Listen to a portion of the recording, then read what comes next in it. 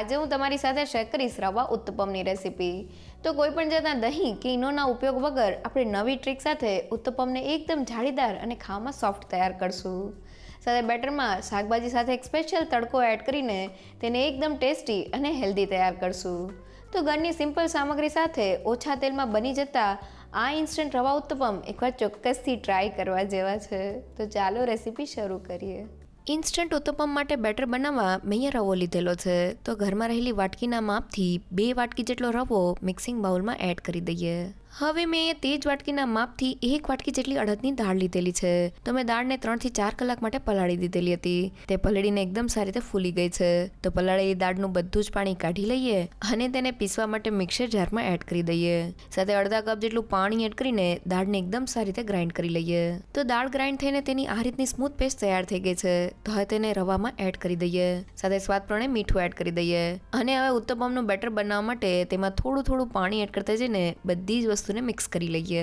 તો ઇન્સ્ટન્ટ ઉત્તપમને આપણે રવા સાથે બનાવીએ છીએ। શરૂઆતમાં આપણે વધુ પડતું પાણી એડ કરીને બેટરને ઢીલું નથી કરી દેવાનું। તો મેં બેટરને તૈયાર કરી લીધેલું છે અને અત્યારે તેની કન્સિસ્ટન્સી આ રીતની મીડિયમ થીક અને ચમચામાંથી રિબનની જેમ પડે તેવી છે।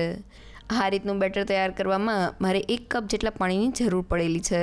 તો હવે તૈયાર થયેલા બેટરને આ રીતના હાથની મદદથી એક જ ડાયરેક્શનમાં ફેરવતા જઈને થોડી વાર માટે ફેટી લઈએ, જેથી તે થોડું લાઇટ અને ફ્લફી તૈયાર થઈ જાય। તે લગભગ 2 થી 3 મિનિટ જેવું થઈ ગયું છે અને બેટર એકદમ સારી રીતે ફેટાઈ ગયું છે। તો હવે તેને ઢાંકીને 15 થી 20 મિનિટ માટેનો રેસ્ટ આપી દઈએ। તો ઉત્તપમના બેટરમાં 2 વાટકી રવા સાથે આપણે તેનાથી અડધું એટલે કે 1 વાટકી જેટલી અડદની દાળનું બેટર એડ કરવાનું છે। અડદની દાળનું માપ આપણે રવા કરતાં અડધું રાખવાનું છે। જનરલી રવા ઉત્તપમ બનાવતી વખતે આપણે રવામાં દહીં એડ કરીને ઉત્તપમને તૈયાર કરતા હોઈએ છીએ, પણ અડદની દાળમાં ચીકાશનું પ્રમાણ રહેલું હોય છે, જેનાથી કોઈ પણ જાતના દહીંના ઉપયોગ વગર આપણા ઉત્તપમ એકદમ જાળીદાર અને ખાવામાં સોફ્ટ તૈયાર થશે। સાથે તૈયાર થયેલા બેટરને આપણે થોડી વાર માટે ફેટી લેવાનું છે, જેનાથી આપણું બેટર થોડું લાઇટ અને ફ્લફી તૈયાર થઈ જાય। તો હવે પેનમાં 2 મોટી ચમચેલું તેલ એડ કરી દઈએ। હવે ગરમ તેલમાં 1 ચમચેલી રાઈ એડ કરી દઈએ। તો રાઈ એકદમ સારી રીતે કકડી ગઈ છે। હવે 2 થી 3 લીલા મરચાંના ટુકડા એડ કરીને તેને સારી રીતે સાતડી લઈએ। હવે મેં અહીં અડધા કપ જેટલી ઝીણી સુધારેલી ડુંગળી લીધેલી છે, તેને એડ કરીને સારી રીતે સાતરી લઈએ। તો લગભગ 2 મિનિટમાં જ આપણી ડુંગળી સારી રીતે સતરાઈને થોડી ટ્રાન્સપરન્ટ થઈ ગઈ છે। તો હવે મેં અહીંયા થોડા કેપ્સિકમ લીધેલા છે, જેમાં 1/4 કપ જેટલા ગ્રીન કેપ્સિકમ, 1/4 કપ જેટલા રેડ કેપ્સિકમ અને 1/4 કપ જેટલા યલો કેપ્સિકમ લીધેલા છે। તેને એડ કરીને સારી રીતે સાતડી લઈએ। તો અહીંયા તમે ફક્ત ગ્રીન કેપ્સિકમનો જ ઉપયોગ કરી શકો છો। મારી પાસે રેડ અને યલો હતા એટલે મેં તેને એડ કરેલા છે। તો લગભગ 2 મિનિટમાં કેપ્સિકમ સારી રીતે સતરાઈ ગયા છે।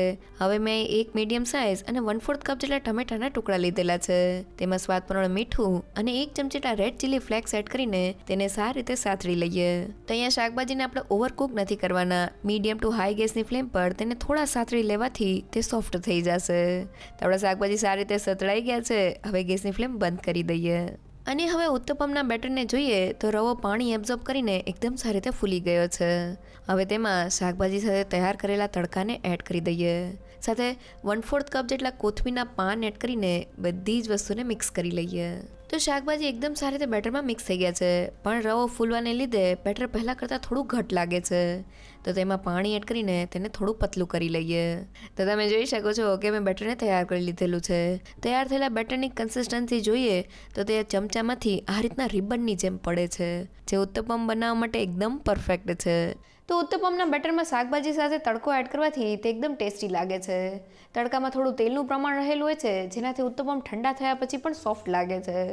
સાથે તડકામાં શાકભાજી આપણે થોડા સાતરી લઈએ છીએ, જેથી તે ઉત્તપમમાં એકદમ ફટાફટ કૂક થઈ જાય છે। સાથે બેટરની કન્સિસ્ટન્સી આપણે ચમચામાંથી રિબનની જેમ પડે તેવી રાખવાની છે, વધુ પડતી જાડી કે વધુ પડતી પતલી નથી રાખવાની। તો એ તૈયાર થયેલા બેટરમાંથી ફૂલેલા અને જાળીદાર ઉત્તપમ બનાવવા માટે મેં અડધી ચમચી જેટલો બેકિંગ સોડા એટલે કે ખાવાનો સોડા લીધેલો છે। હવે સોડાને એક્ટિવેટ કરવા માટે તેની ઉપર 1 ચમચી જેટલો લીંબુનો રસ એડ કરી દઈએ અને હવે તેને બેટરમાં એકદમ સારી રીતે મિક્સ કરી લઈએ। તો તમે જોઈ શકો છો કે સોડા મિક્સ થવાને લીધે આપણું બેટર આ રીતનું ફ્રોથી તૈયાર થઈ ગયું છે। તો હવે તેમાંથી ફટાફટ ઉત્તપમ બનાવવા માટે મેં નાની સાઇઝનું પેન રાખેલું છે, તેમાં થોડું તેલ એડ કરીને તેલને સારી રીતે સ્પ્રેડ કરી દઈએ અને હવે તેમાં 1 ચમચા જેટલું ઉત્તપમનું બેટર એડ કરી દઈએ અને તેને સારી રીતે સ્પ્રેડ કરી દઈએ। તો મેં બેટરને સ્પ્રેડ કરી દીધેલું છે। હવે ગેસની ફ્લેમ મીડિયમ કરીને ઢાંકણ બંધ કરીને ઉત્તપમને કૂક કરી લઈએ। તો લગભગ 2 થી 3 મિનિટ જેવું થઈ ગયું છે. હવે ઢાંકણને ખોલી લઈએ. તો આપણો ઉત્તપમ ઉપરથી આ રીતનો ડ્રાય થઈ ગયો છે. તો હવે તેને તવીથાની મદદથી બીજી બાજુએ પલટાવી દઈએ. તો ઉપરથી એકદમ સરસ ક્રિસ્પી કોટિંગ સાથે આપણો ઉત્તપમ તૈયાર થઈ ગયો છે. તો હવે તેને નીચેની બાજુથી પણ કૂક કરી લઈએ. તો લગભગ 3 મિનિટ જેવું થઈ ગયું છે. હવે ઉત્તપમને પલટાવીને જોઈએ તો તે બંને બાજુથી એકદમ ક્રિસ્પી થઈને તૈયાર થઈ ગયો છે. તો ગરમા ગરમ ઉત્તપમને પ્લેટમાં લઈ લઈએ. તો મેં અહીંયા થોડા ઉત્તપમને તૈયાર કરી લીધેલા છે. એક ઉત્તપમને હાથમાં લઈને જોઈએ તો તમે જોઈ શકો છો કે ઉપરથી અને નીચેની બાજુથી ઉત્તપમ એકદમ જાળીદાર અને ક્રિસ્પી તૈયાર થયા છે. હાથેથી તોડીને જોઈએ તો તે અંદરથી એકદમ સોફ્ટ છે. તો આપણે એકદમ ટેસ્ટી રવા ઉત્તપમ બનીને તૈયાર થઈ ગયા છે. બેટરને પેનમાં એડ કરતી વખતે આપણે ગેસની ફ્લેમ શરૂઆતમાં હાઈ રાખવાની છે. હાઈ ગેસની ફ્લેમ પર જ્યારે આપણે બેટરને એડ કરશું ત્યારે આપણા ઉત્તપમમાં એકદમ સરસ જાળી તૈયાર થશે. અને પછી આપણે ગેસની ફ્લેમ મીડિયમ કરીને ઉત્તપમને બંને બાજુથી ક્રિસ્પી તૈયાર કરી લેવાના છે. તો ઉત્તપમ સાથે ખાવાની મજા આવે તેવી ટેસ્ટી ચટણી બનાવી લઈએ.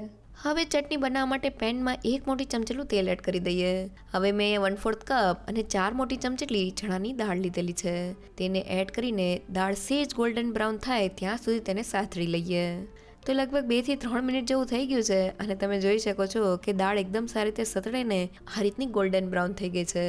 તો હવે તેમાં થોડા લીમડાના પાન, 3 થી 4 લસણની કળી, 1 ઇંચ જેટલા આદુના ટુકડા અને મેં તીખાશ માટે 4 નંગ જેટલા કશ્મીરી સૂકા લાલ મરચાં લીધેલા છે. સાથે સ્વાદ પ્રમાણે મીઠું એડ કરીને બધી જ વસ્તુને સારી રીતે સાતળી લઈએ. તો લગભગ 2 થી 3 મિનિટ જેવું થઈ ગયું છે અને બધી જ વસ્તુ એકદમ સારી રીતે સતળાઈ ગઈ છે. તો ગેસની ફ્લેમ બંધ કરી દઈએ અને મિક્સરને એક બાઉલમાં ઠંડુ કરવા માટે કાઢી લઈએ. તો હવે મિક્સર ઠંડુ થઈ જાય એટલે તેને પીસવા માટે મિક્સર જારમાં એડ કરી દઈએ. સાથે 1/4 કપ જેટલું પાણી એડ કરીને બધી જ વસ્તુને ગ્રાઇન્ડ કરી લઈએ. તો બધી વસ્તુ ગ્રાઇન્ડ થઈને ચટણી માટેની આ રીતની સ્મૂથ પેસ્ટ તૈયાર થઈ ગઈ છે. અને હવે ચટણી ઉપર તડકો કરવા પેનમાં 1 ચમચેટલું તેલ એડ કરી દઈએ. હવે 1/4 ટીસ્પૂન જેટલા રાઈના દાણા એડ કરી દઈએ. તો રાઈ સારી રીતે કકડી ગઈ છે. હવે 1 ચમચેલી અડદની દાળ એડ કરીને દાળને સારી રીતે સાતળી લઈએ. તો લગભગ 1 મિનિટમાં જ આપણી દાળ સારી રીતે સતળાઈને ગોલ્ડન બ્રાઉન થઈ ગઈ છે. તો હવે થોડા લીમડાના પાન અને 1 પિંચ જેટલી હિંગ એડ કરીને તેને પણ સાતળી લઈએ. તો આપણો વઘાર તૈયાર થઈ ગયો છે. હવે ગરમા ગરમ વઘારને ચટણીમાં એડ કરી દઈએ અને સારી રીતે મિક્સ કરી લઈએ. તો ઉત્તપમ સાથે ખાવાની મજા આવે તેવી ટેસ્ટી ચટણી તૈયાર થઈ ગઈ છે. તો આપણી એકદમ ટેસ્ટી ચટણી બનીને તૈયાર થઈ ગઈ છે. ઉત્તપમ સાથે આ ચટણી ખાવામાં એકદમ ટેસ્ટી લાગે છે. ઉત્તપમ સિવાય આ ચટણીને તમે ઢોસા અને ઇડલી સાથે પણ સર્વ કરી શકો છો. રવા ઉત્તપમ બનાવતી વખતે બસ તમારે અમુક વાતનું ધ્યાન રાખવાનું છે. પહેલી એ કે જેટલો તમે રવો લેતા હોય તેનાથી તમારે અડધું અડદની દાળનું માપ લેવાનું છે. સાથે તૈયાર થયેલા બેટરમાં શાકભાજી સાથે એક તડકો એડ કરવાથી ઉત્તપમ એકદમ ટેસ્ટી બને છે. અને જ્યારે ઉત્તપમનું તમે બેટર રેડી કરો ત્યારે તમારે તેને હાઈ ગેસની ફ્લેમ પર પેનમાં એડ કરવાનું છે, જેનાથી ઉત્તપમમાં એકદમ સરસ જાળી તૈયાર થાય. અને પછી ગેસની ફ્લેમ મીડિયમ કરીને તમારે ઉત્તપમને બંને બાજુથી કૂક કરી લેવાના છે. રવા ઉત્તપમની આ રેસીપી જો તમને ગમી હોય તો મને કમેન્ટ સેક્શનમાં જરૂરથી કહેજો. સાથે મારા વિડીયોને લાઇક અને ફ્રેન્ડ્સ અને ફેમિલીમાં શેર કરજો. અને મારી ચેનલને સબસ્ક્રાઈબ કરવાનું ના ભૂલશો. તો ફરી મળીએ એક નવી રેસીપી સાથે.